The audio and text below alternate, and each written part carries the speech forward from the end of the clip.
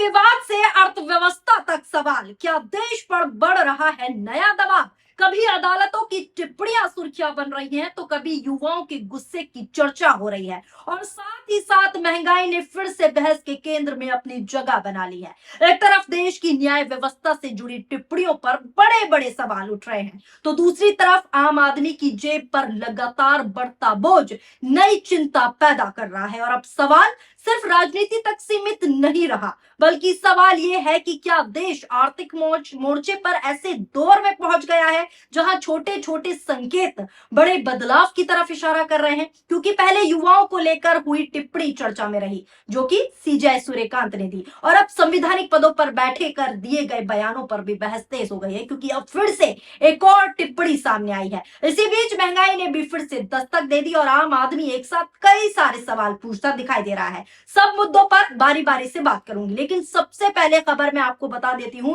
कि सूर्यकांत की वो टिप्पणी जिसको सुनकर आप भी कहेंगे कि आखिर ये हो क्या रहा है। सम्मानित पदों पर बैठे व्यक्ति ऐसे कैसे कह सकते हैं। कॉकरोच वाली टिप्पणी के बाद सुप्रीम कोर्ट की एक और टिप्पणी पर विवाद खड़ा हो गया है दोस्तों। यहां तक कि वकीलों और पूर्व अधिकारियों ने सीजेआई को खत तक लिख डाला है। क्या है पूरा मामला, क्या कुछ खत में लिखा है और क्या है ये टिप्पणी, सब आपको बताती हूँ। नमस्कार, आदाब, मैं हूं आपके साथ फराह खान और आप सभी देखना शुरू कर चुके हैं पीआरबी। सबसे पहले ये हेडलाइंस देखिए जो मैं आपको दिखाने वाली हूँ, उससे आप भी स्पष्ट जानकारी पाएंगे। नजर डालिए पहली हेडलाइन पर। कॉकरोच के बाद सुप्रीम कोर्ट की एक और टिप्पणी पर विवाद, वकीलों और पूर्व अधिकारियों ने सीजीआई को लिखा खत। अब अगला हेडलाइन देखिए, कॉकरोच विवाद के बीच एक और मामला घमासान, वकीलों और पूर्व नौकरशाहों ने सीजे सूर्यकांत को लिखा पत्र।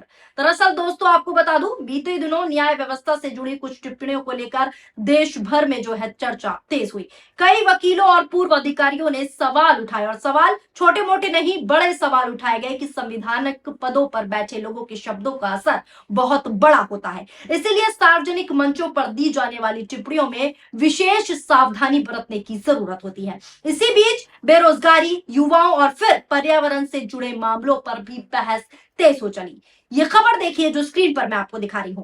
कॉकरोच टिप्पणी के बाद अब सीजेआई सूर्यकांत की पर्यावरण टिप्पणी पर विवाद। वकीलों, पूर्व अधिकारियों समेत 72 लोगों ने 72 लोगों ने टिप्पणी वापस लेने की मांग की। दरअसल मामला भी बता देती हूँ।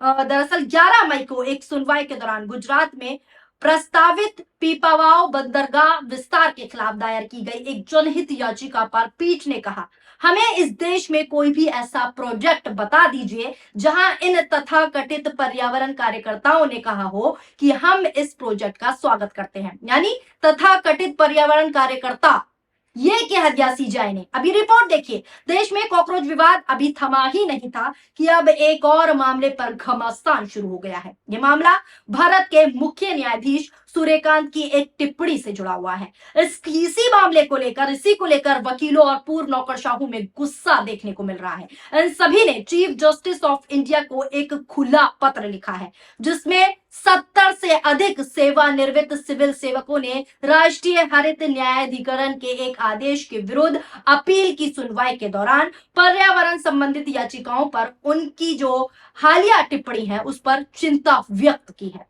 70 से ज्यादा 71 हस्ताक्षर यानी कि 71 हस्ताक्षरों द्वारा हस्ताक्षरित ये खुला पत्र संविधानिक आचरण समूह द्वारा जारी किया गया है, जिस पर 71 दस्तखत है।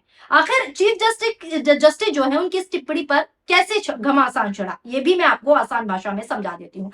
दरअसल जो घमासान है, मुख्य न्यायाधीश सूर्यकांत ने एक सुनवाई के दौरान टिप्पणी करते हुए कहा कि हमें भारत में एक भी ऐसी परियोजना दिखाई जाए जहां पर्यावरण कार्यकर्ता कहते हो हम इस परियोजना का स्वागत करते हैं, देश प्रगति कर रहा है। ये टिप्पणी लिखित आदेश का हिस्सा नहीं थी। आपको बता दूं, इससे पहले चीफ जस्टिस सूर्यकांत की एक और टिप्पणी पर बवाल हो गया था, जिसको मैंने भी आपको सिलसिलेवार तरीके से दिखाया था अपने चैनल के थ्रू, जिसमें उन्होंने बेरोजगार युवाओं को कॉकरोच बता दिया था और कॉकरोच बताने के बाद ही कॉकरोच जनता पार्टी बनी, ये भी आप जानते हैं। उन्होंने उसके बाद बयान को जो है गलत तरीके से पेश किया। मुझे युवाओं पर गर्व है, सीजे सूर्यकांत कॉकरोच वाले बयान पर ये सब सफाई देते हुए भी दिखे। हालांकि उन्होंने कहा कि मीडिया के एक वर्ग ने उनकी जो कॉकरोच वाली टिप्पणी थी, मौखिक टिप्पणियों को गलत तरीके से पेश किया, गलत तरीके से उच्चारण किया, इस देश के युवाओं पर हमला बताकर दिखाया, उनका ये कहना था। सीजेआई सूर्यकांत ने कहा कि उन्होंने युवाओं की आलोचना नहीं की थी, बल्कि उन लोगों की बात कही थी जो फर्जी और नकली डिग्री के सहारे वकालत जैसे पेशों में एंट्री करते हैं, प्रवेश कर जाते हैं। उन्होंने अपने स्पष्टीकरण में कहा कि मुझे दुख है कि मीडिया के एक हिस्से ने मेरी मौखिक टिप्पणियों को गलत तरीके से पेश किया। मैंने खास तौर पर उन लोगों की आलोचना की थी जो फर्जी डिग्री के जरिए बार यानी कानूनी पेशे में आए हैं।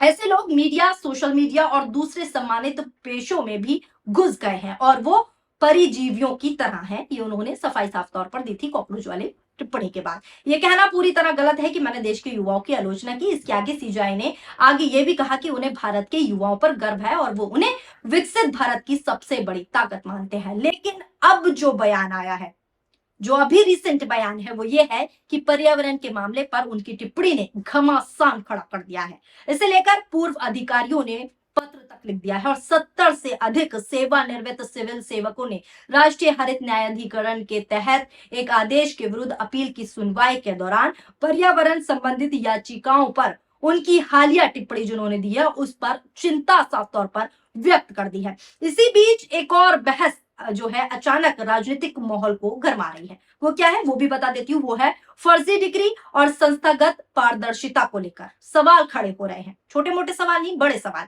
रिपोर्ट में दावा किया गया कि कई मामलों की जांच और समीक्षा की जरूरत है। इसके बाद से राजनीतिक गलियारों में एक नई बहस जो है शुरू हो गई है फर्जी डिग्री को लेकर, क्योंकि ये रिपोर्ट देखिए आप, ये रिपोर्ट देखिए 35 to 40%, 35 से 40% advocates are fake. Bar Council of India chairperson, खुद Bar Council of India chairperson का कहना है, बार काउंसिल ऑफ इंडिया के अध्यक्ष के अनुसार 35 से 40% वकील फर्जी है। तो फिर आप ही बताइए न्याय की उम्मीद किससे की जाए जब ये रिपोर्ट सामने है। तो रिपोर्ट देखिए, the bar Council of chairperson said that about 35 to 40% of advocates have fake degrees and are practicing in the courts on the basis of fabricated degree। इसका मतलब समझिए आप, हिंदी में भी बता देती हूँ, फैब्रिकेटेड डिग्री सर्टिफिकेट्स। यानी बार काउंसिल के अध्यक्ष ने कहा कि लगभग 35 से 40% वकीलों के पास फर्जी डिग्रियां हैं और वो जाली डिग्री प्रमाण पत्र के आधारों पर अदालतों में वकालत कर रहे हैं। इसी पर वरिष्ठ पत्रकार रवीश कुमार ने भी तंज कसा और साफ तौर पर कहा कि चीफ जस्टिस ऑफ इंडिया और बार काउंसिल ऑफ इंडिया दोनों को बताना चाहिए कि असली डिग्री वाले ही वकालत से लेकर प्रधानमंत्री पद पर आसीन हैं। यानी यहाँ पर रवीश कुमार जो वरिष्ठ पत्रकार हैं, उन्होंने प्रधानमंत्री नरेंद्र मोदी की डिग्री पर भी सवाल उठाया। अब सवाल सिर्फ अदालत या राजनीति तक सीमित नहीं है, सवाल भरोसे का भी है, क्योंकि जब संस्थाओं पर सवाल उठते हैं और उसी समय आर्थिक दबाव भी पड़ता है तो चर्चा और तेज होना स्वाभाविक है। इसी दौरान सोशल मीडिया की दुनिया से अलग एक कहानी निकलकर सामने आई। डिजिटल प्लेटफॉर्म और ऑनलाइन अभियानों ने राजनीति की दिशा बदल दी। कॉकरोच जनता पार्टी आप देख ही रहे हैं किस तरीके का राजनीतिक अभियान और किस तरीके का सोशल प्लेटफॉर्म चल रहा है। अब सिर्फ मंच और रैली से राजनीति तय नहीं होती, बल्कि मोबाइल की स्क्रीन पर भी चलने वाले अभियानों ने नई बहस का हिस्सा छेड़ दिया है। वहीं इसी बीच एक बड़ा सवाल अब हर घर से जुड़ चुका है और वो सवाल है महंगाई। आखिर महंगाई की ये रफ्तार रुक क्यों नहीं रही? क्योंकि महंगाई भी एक अहम मुद्दा है। क्योंकि अगर पिछले कुछ महीनों को देखा जाए तो आम आदमी लगातार बिजली, ईंधन और रोजमर्रा की लागत के दबाव में दबता हुआ दिखाई दे रहा है और जब जेब पर असर पड़ता है तो उसका असर राजनीति तक भी पहुंचता है। और महंगाई एक ऐसा मुद्दा है जो राजनीति की जड़ों को हिलाकर रख देता है। अब दोस्तों इसी दौरान एक बहुत बड़ा मुद्दा अचानक लोगों के बीच वापस लौटता हुआ नजर आ रहा है और वो है महंगाई का मुद्दा। महंगाई कितनी चरम पर है ये आप भी जानते हैं। एक समय था जब देश की राजनीति में एक गाना खूब गूंजता था, महंगाई डायन खाए जाता है। उस समय बढ़ती कीमतों को लेकर सड़क से लेकर संसद तक हंगामा होता था। लेकिन अब 2026 में हालात ऐसे मोड़ पर खड़े होते दिखाई दे रहे हैं जहां लोग फिर सवाल पूछ रहे हैं, आखिर पेट्रोल डीजल के दाम लगातार क्यों बढ़ रहे हैं? आखिर हर कुछ दिनों में जनता की जेब पर नया बोझ क्यों डाला जा रहा है? और सबसे बड़ा सवाल यह है कि क्या देश आर्थिक मोर्चे पर किसी ऐसे दबाव में पहुंच चुका है जिसके संकेत अब धीरे धीरे दिखाई देने लगे हैं? क्योंकि अब सिर्फ विपक्ष ही नहीं बल्कि कई आर्थिक जानकार भी सवाल उठाने लगे हैं। जनता भी सड़कों पर उतरकर महंगाई हाहाकार मचा रही है, ये कह रही है। बीते 11 दिनों के आंकड़े खुद नई कहानी बता रहे हैं। 15 मई से शुरू हुआ दाम बढ़ना और सिलसिला लगातार अब तक जारी है। पहले लगभग ₹3 की बढ़ोतरी हुई, उसके बाद 90 पैसे, फिर लगभग 1 और फिर दोबारा लगभग 3 तक कीमतों में उछाल देखने को मिला। यानी 15 मई से लेकर अब तक लगातार उछाल ही उछाल आ रहा है। कुल मिलाकर 10 से 11 दिनों के भीतर पेट्रोल डीजल लगभग ₹18 तक महंगा हो गया है। अब सवाल यहाँ ये उठ रहा है कि आखिर ये लगातार बढ़ोतरी हो क्यों रही है? आखिर क्यों लगातार इतने दाम बढ़ाए जा रहे हैं? जब पेट्रोल डीजल महंगा होता है तो उसका असर सिर्फ वाहन चलाने वाले व्यक्ति पर नहीं पड़ता दोस्तों, उसका असर पूरे बाजार पर पड़ता है। सब्जी महंगी होती है, दूध महंगा होता है, परिवहन महंगा होता है और अंत में असर आम परिवार के महीने के बजट पर दिखाई देता है, उनका बजट डगमगा जाता है। यही कारण है कि ईंधन की कीमतों को हमेशा सीधे जनता की जेब से जोड़कर देखा जाता है। अब राजनीतिक बयान भी लगातार सामने आ रहे हैं, अलग अलग दल लगातार सरकार को घेरने की कोशिश कर रहे हैं, सवाल उठा रहे हैं और सवाल छोटे नहीं बड़ी हैं कि जब तेल कंपनियां मुनाफा कमा रही हैं तो फिर लगातार कीमतें क्यों बढ़ रही हैं? क्यों जनता की जेब पर बोझ डाला जा रहा है? और अगर वैश्विक हालात कारण हैं तो जनता को साफ तस्वीरें क्यों नहीं बताई जा रही? क्यों उनसे छुपाया जा रहा है? यहीं से अब राजनीतिक भविष्य का जो भविष्यवाणी बताते हैं वो दौर शुरू हो गया है। कुछ नेताओं ने दावा कर दिया है कि आने वाले समय में सरकार के लिए मुश्किलें बढ़ने वाली हैं। सरकार आसानी से अपनी सरकार नहीं चला पाएगी। कुछ लोग ये भी कह रहे हैं आर्थिक दबाव और जनता की नाराजगी, राजनीतिक असर भी पड़ने वाला है सरकार पर, ये कह रही है। हालांकि दूसरी तरफ सरकार समर्थक पक्ष का कहना है कि देश की जो वैश्विक संकटों के बावजूद देश मजबूती पर आगे बढ़ रहा है। लेकिन राजनीति में सबसे बड़ा फैसला जनता करती है और जनता सबसे पहले अपने घर का हिसाब देखती है। अगर महीने का खर्च बढ़ता है, उसका बजट जो है बिगड़ता है, डगमगाता है, अगर जरूरतों की चीजें महंगी होती हैं तो उसका असर धीरे धीरे चुनावी चर्चाओं तक पहुंच जाता है। मैंने शुरू में ही कहा कि महंगाई राजनीति की जड़ें हिला देती है। अब सबसे बड़ा सवाल यही है कि क्या ये सिर्फ अंतर्राष्ट्रीय हालात का असर है? क्या ये कुछ समय की परेशानी है या फिर आर्थिक मोर्चे पर वाकई दबाव बना हुआ है? फिलहाल एक तरफ बढ़ती महंगाई है, दूसरी तरफ लगातार बढ़ते ईंधन के दाम है, तीसरी तरफ राजनीतिक आरोप प्रत्यारोप है और चौथी तरफ आम आदमी की चिंता है, जो कि जायज भी है। आने वाले महीनों में ये बहस और तेज होगी क्योंकि जनता की जेब और जनता का मूड दोनों जो है राजनीति का सबसे बड़ा संकेत माने जाते हैं। और जब जनता सवाल पूछना शुरू करती है तो बड़े बड़े राजनीतिक समीकरण भी बदलते हुए दिखाई देते हैं। क्योंकि अभी मैंने फिर से रिपीट कर देती हूँ बात, मैंने फिर कहा कि महंगाई और जनता का मूड दोनों चीजें बड़ी अहम है।